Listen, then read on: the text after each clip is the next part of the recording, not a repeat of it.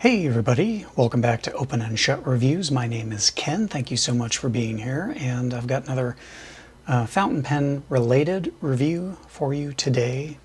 It's ink rather than a fountain pen, and I bought this ink because I liked the shape of the bottle, and I know that's a really lame reason to buy ink, but the bottle design was it was so cool. I've never seen anything like it.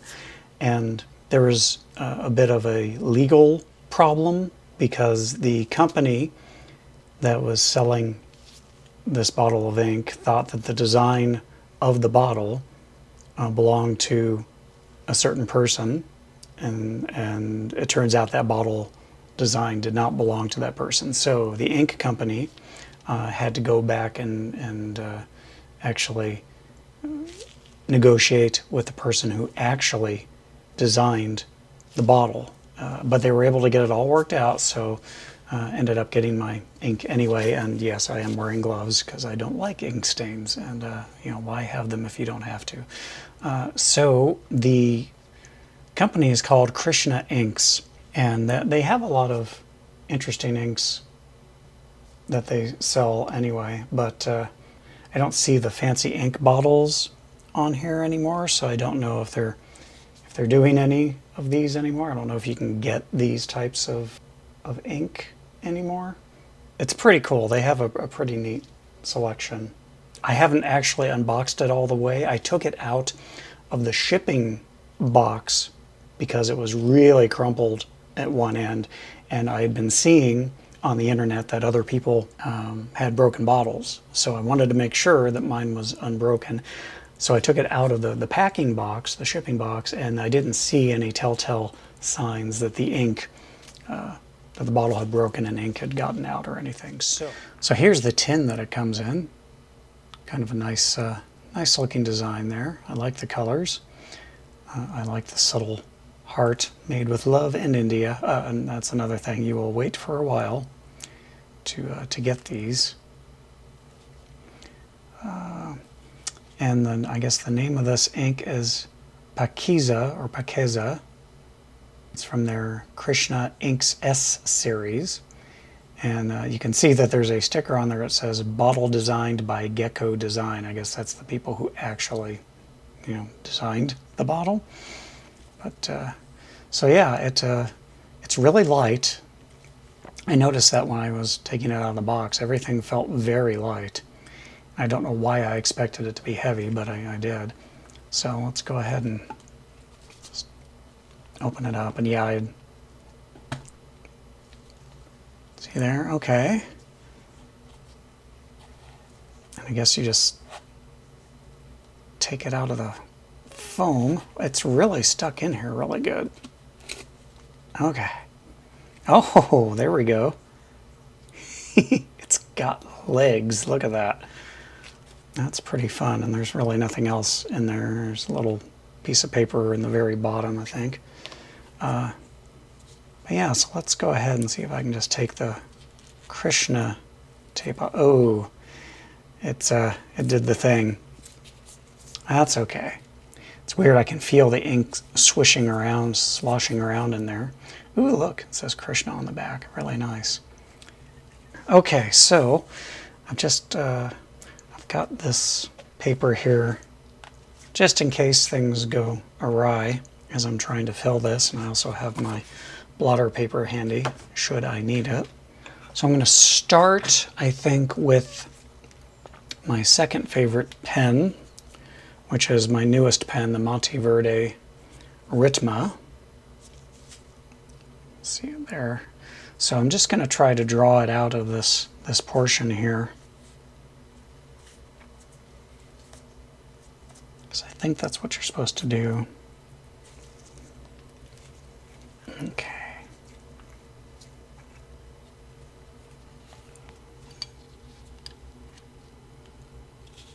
And well, I don't know if you can see it, there's a little bit of plastic film, I guess.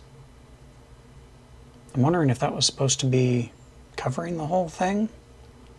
Huh. So is this a stopper? Oh, neat. Okay, so this is a plastic lid. Oh my. I'm glad I'm wearing gloves because wow, okay. So yeah, that's a plastic interior cap. And there's the ink. You can clearly see it in there. I'm going to definitely need more paper towels for this endeavor. There's just a little bit of, well, there's more than a little bit. There's quite a bit of ink. I'm trying not to itch my nose. Okay. You can see that looks pretty full in there, doesn't it? And it is pretty much up to the rim there. So I'm just gonna dip this in.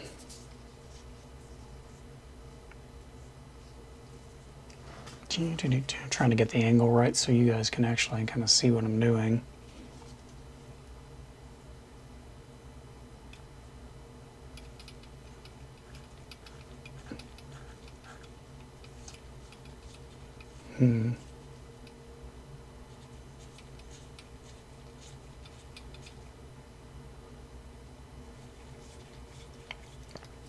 I was kind of a dummy and ended up cleaning these this morning. So there's a little bit of residual moisture in the converter probably. Okay. I think I've almost got it here. And I don't like the converters on the Ritma. I really wish that they were threaded so you could screw them in tight. Okay. I think that's enough. I don't want to put too much in here because I'm just going to be kind of writing samples with this. So go ahead and wipe off the excess here. Go ahead and get that in there. Let's make sure this is as seated as it can be. Oh my god, I've got ink everywhere. Jeebus. Yeah, if you get into fountain pens, I strongly advise you to wear gloves, especially if you're inherently clumsy like I am anyway.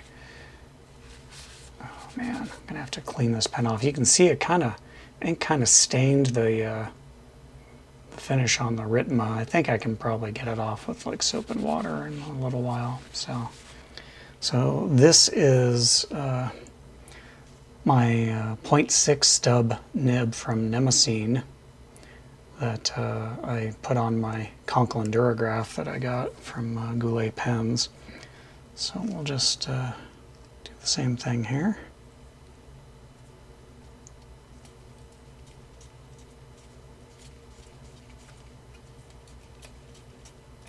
Just a little bit, because this is all just for testing purposes. Look at that, it's pretty ink, isn't it? Really is. Nah. I am so clumsy. I probably should not have taken up the hobby of fountain pens, considering how clumsy I am anyway. But there we go. And this has the good converter that actually is threaded and I actually feel is in there securely. I have to say it is kind of nice having just this little compartment for the ink that you're using. I think it's a really clever design actually. Fits pretty well on there. Okay, and then eventually I'll be able to get the rest of this sticker off because it's kind of marring the beauty of it. But it really is a pretty bottle, and I love the printing of their logo on the bulb. I'm just going to call it the bulb. It's a pretty bottle, pretty glass. I guess it's glass. It's got to be glass, right?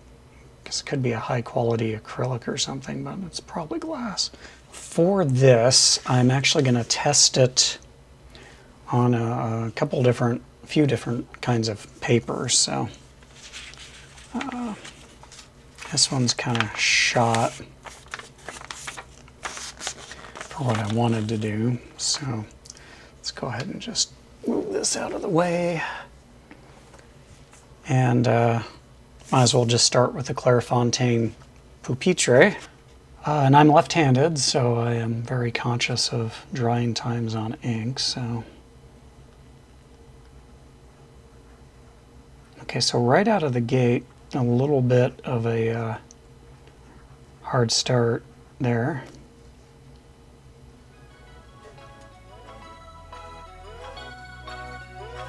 There we go.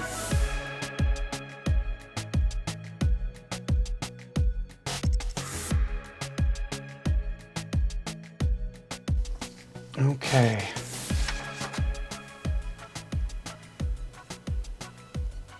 So it's kind of nice. It has a bit of a purple tinge to it, I would say. No real sheen or anything, which is fine. I wasn't really expecting it to have any. Doesn't look like it's feathering that much. This is a medium nib, by the way, on this Monteverde Ritma. And, you know, not too bad on the ghosting, really. I mean, there's no bleed through, which is great. But yeah, so not bad. And this is, again, on the Clairefontaine Pupitre paper, which is a good one. I like it for practicing my handwriting. Let's try it now with the Conklin Duragraph with the 0.6 stub from Nemesine. Again, a little bit of a hard start here. And you did see me, I fed it, you know, with the nib attached to the converter, so the nib should be primed pretty well already.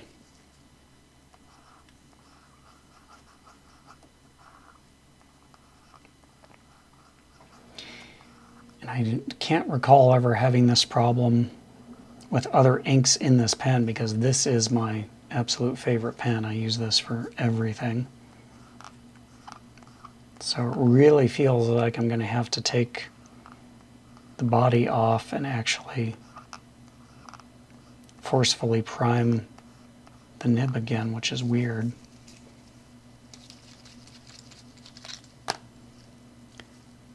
So I'm going to do that. I'll bring out the blotter here. I mean, you can see there's ink in there. It's weird. Okay, just a little bit here. There it goes. Okay.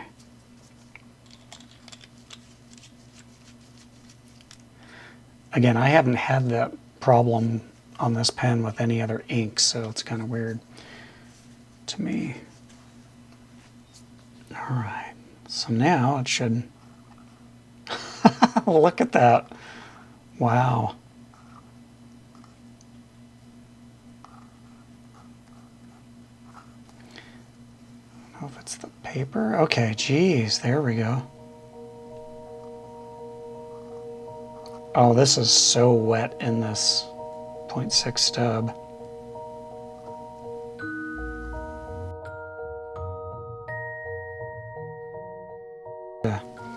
Wow. So let's play around with the smear. Okay, so not bad on the top line after a couple of minutes, but clearly this is not fast drying. Out of a stub nib, at least. Might be a little bit better behaved on the medium, as you can see there. So, okay. So if you're a lefty, this might not be the best ink for you unless you're extra careful like I'm trying to be here right now with this. All right, so that's the Clairefontaine paper. Everybody probably wants to know how it works on the Tomoe river, so let's go ahead and do that. Okay, so this is on the Tomoe river, and it's white Tomoe. I'll just put it on top of the Clairefontaine and use the lines that I can see through the paper as my guide. So again, we're going to start with the let's start with the Ritma. This is a medium nib. Little bit of a hard start again.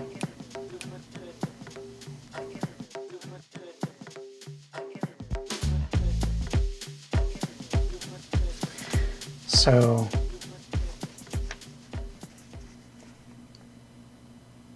not bad, huh?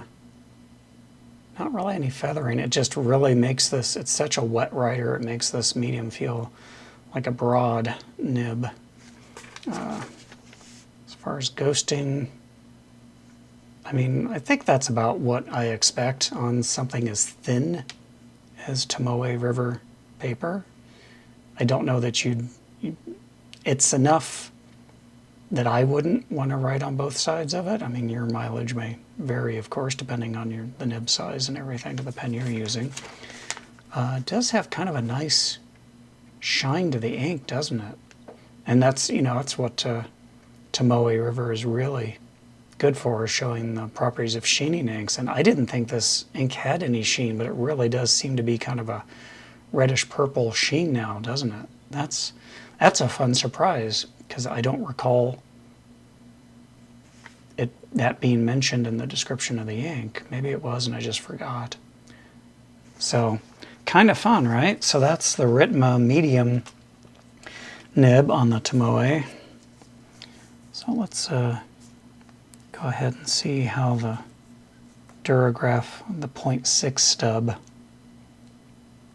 works there. Another bit of a hard start there, but getting there.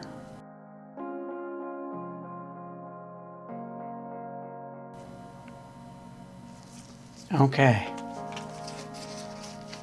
Yeah. Oh, yeah, I guess Smudge Test on the top line there. Wow. That's pretty neat looking. It really is. That's funny. See what I mean? The top is a medium nib and it looks like a broad. Or alternately, it looks just like the 0.6 stub nib that I just used. And look at that sheen. That's so cool. Okay. Yeah, very wet. I'm guessing, yeah. Coming out of a stub nib, it's pretty wet. All right, so that's the Tomoe River. I'm going to try another popular Clairefontaine paper that people like to use for letters, the Triomphe. You can do it. Come on. Come on, Ritma. Wow, look at that. This is not the best. Okay, there we go. Took some doing.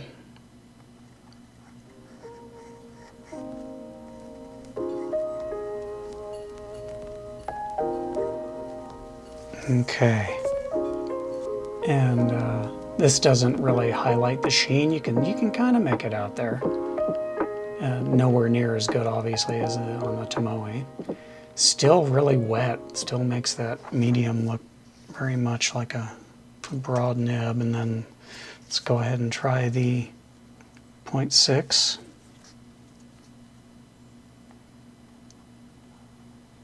Oh, and it starts right up on this paper. Look at that. Big difference.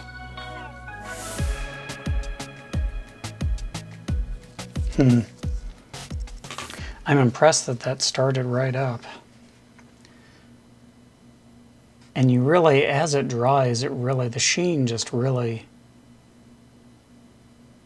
comes out in the shading too. It's a neat ink. It really is. It's surprising me. But those two, okay, it might just be me, but doesn't it look to you like the 0.6 nib I just used produced a bit of a thinner line than the medium nib? Strange, right? Ghosting on the Clairefontaine Triomphe is minimal. I probably still wouldn't write on the back of it, but again, not everyone Not everyone's worried about that, and I'm just getting ink all over the place, which is kind of par for the course. All right, next paper I have is my Campus high grade A80.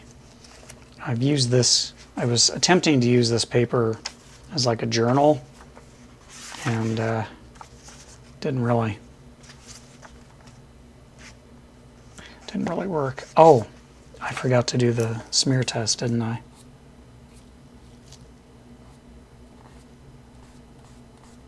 Not too bad at smearing on the Clairefontaine. I mean, that's... Come on, autofocus, there we go. Yeah, it's not bad at all. All right, so let's see how it does on the Campus notebook here. Okay.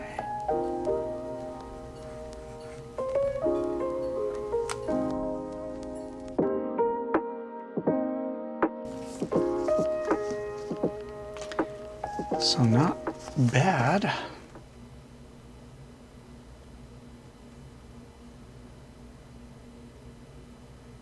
There we go.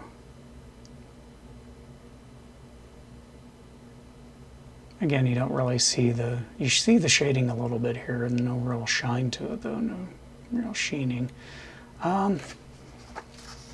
It's not bad. Let's see here as far as ghosting goes. Kind of dark. And then go back to the Conklin 0.6 stub.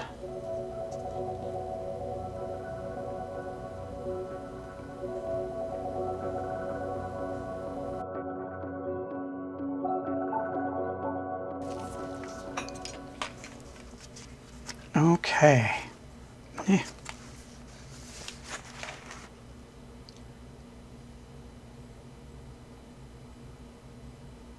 Definitely wetter. Look, you can see there's a difference in how wet it is coming out of that 0.6 stub.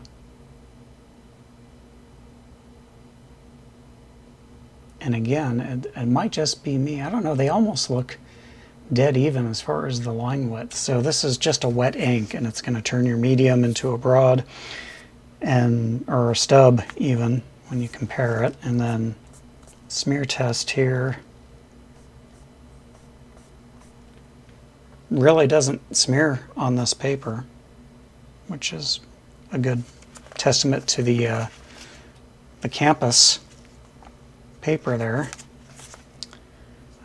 Almost done. Thanks for sticking with me on this. I just figured I should be thorough because I know a lot of people, there's all kinds of different papers out there. So this is the STALOGY notebook.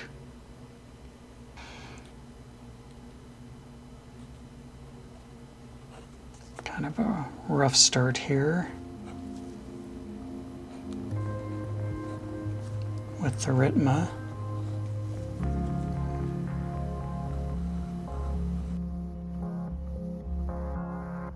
Full quote. But this paper just really sucks up the ink, I think.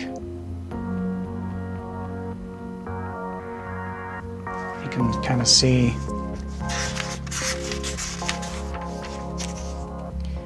significant ghosting in the STALOGY notebook. Back to the Conklin 0.6.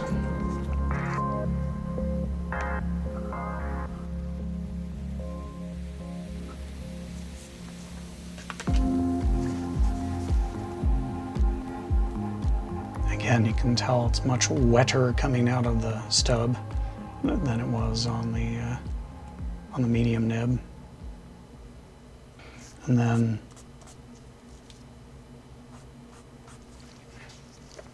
yeah, it's definitely smears a little on the stub nib. This is. It's a stained notebook now. Can you tell I like red? Oh, it's what's it called? I can't pronounce that. It's a German 1917. I have no idea. I'm not going to butcher the name. Notebook. So let's see how we do on this one.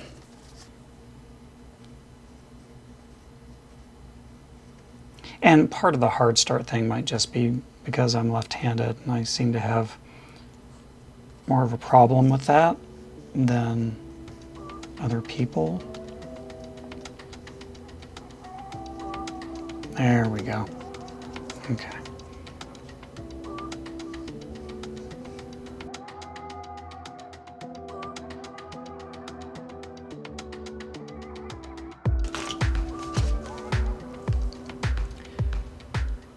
So there we are. Just, yeah, this, I guess the takeaway here is that it's a wet ink and it's going to really, it's going to flow. Boy, is it going to flow.